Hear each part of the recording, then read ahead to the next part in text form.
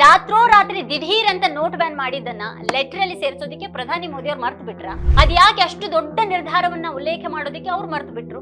ಅಥವಾ ಆ ನಿರ್ಧಾರ ಮೋದಿ ಸರ್ಕಾರದ ಮಹಾ ವೈಫಲ್ಯ ಆಯ್ತಲ್ವಾ, ಅದಕ್ಕೆ ಅದರ ರಗಳೇನೆ ಬೇಡ ಅಂತ ಬಿಟ್ರ? ಕಪ್ಪಣ ನಿರ್ಮೂಲನೆ ಆಗುತ್ತೆ ಅಂತ ಹೇಳಿ ಟೋಟಲ್ ಫೇಲ್ ಆಗೋದ್ರಲ್ಲ, ಅದ್ರ ಬದಲಿಗೆ ಬಡವರು ಮಧ್ಯಮ ವರ್ಗದ ಪ್ರಾಮಾಣಿಕ ಜನಗಳೇ ಸಂಕಷ್ಟ ಪಡೋ ಹಾಗಾಯ್ತಲ್ವಾ. ಇವತ್ತಿಗೂ ಅದರಿಂದ ಸಣ್ಣ ಮಧ್ಯಮ ಉದ್ಯಮಗಳು ವ್ಯಾಪಾರಗಳು ಚೇತರಿಸಿಕೊಳ್ಳೇ ಇಲ್ವಲ್ಲ.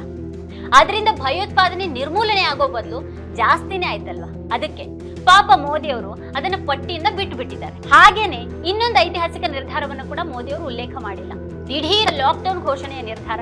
ಯಾಕಂದ್ರೆ ಅದು ಏನೇನೂ ಪ್ರಯೋಜನಕ್ಕೆ ಬಾರದೆ ಇನ್ನಷ್ಟು ಸಮಸ್ಯೆ ಸಂಕಷ್ಟಗಳನ್ನೇ ಜನರಿಗೆ ತಂದಿದೆ. ಹಾಗಾಗಿ ಅದನ್ನು ಕೂಡ ಮೋದಿ ಅವರು ಬಿಟ್ಟು ಬಿಟ್ಟಿದ್ದಾರೆ. ಇನ್ನು ಉಗ್ರವಾದದ ವಿರುದ್ಧ ಕಠಿಣ ಕ್ರಮ ಅಂತ ಹೇಳಿದ್ದಾರೆ. ಆದ್ರೆ ಪುಲ್ವಾಮಾ ಭಯೋತ್ಪಾದಕ ದಾಳಿ ನಡೆದಿದ್ದು 40 ವೀರ ಯೋಧರು ಬಲಿಯಾಗಿದ್ದು ಯಾರ ಅವಧಿಯಲ್ಲಿ? ಓಹೋ, ಮೋದಿ ಅವರ ಅವಧಿಯಲ್ಲಿ. ಆದ್ರೆ ಏನ್ ಮಾಡೋದು, ಪಾಪ ಅವರದನ್ನ ಮರೆತು ಬಿಟ್ಟಿದ್ದಾರೆ. ಇನ್ನು ಕಂಡ ಪ್ರೊಫೆಸರ್ಗಳನ್ನ, ಸಾಮಾಜಿಕ ಕಾರ್ಯಕರ್ತರನ್ನ, ಲೇಖಕರನ್ನ, ವಿದ್ಯಾರ್ಥಿ ಮುಖಂಡರನ್ನ ಯಾವುದೇ ಆಧಾರ ಇದೆ.